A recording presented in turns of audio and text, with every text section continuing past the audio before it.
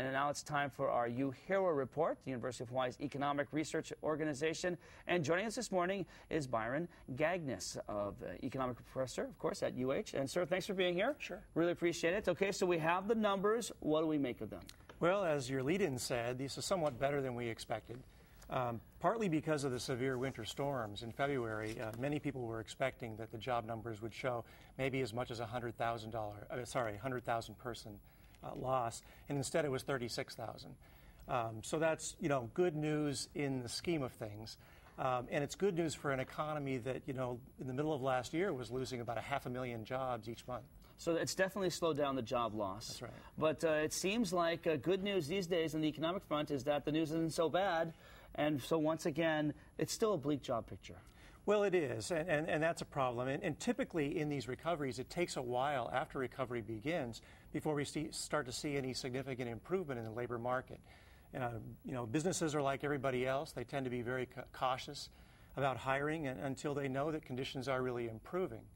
And then the other thing is that a lot of companies have employees that they're working on reduced hours. So they're going to bring those guys up back to full-time before they start to think about hiring new people.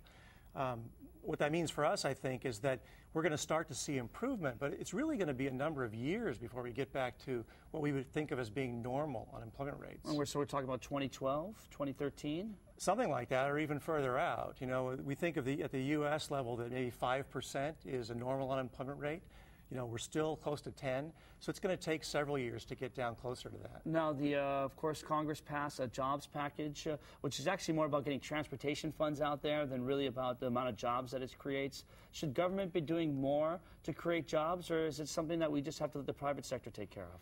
Well, we're not going to see a really big change until the private sector steps up. But I think the government needs to be doing more, and Congress is working on a couple things. The bill that you mentioned is a relatively small bill. The important piece there is there's an incentive for companies that hire workers who have been unemployed for 2 months or more. So they get a credit for that. And that's certainly helpful. There's a bigger bill moving through that's not nearly as far along in the process. We had an extension of unemployment benefits that came in finally this week after there was some resistance from Senator Bunning. And that's important because we have the typical unemployed person now has been out of work for close to half a year.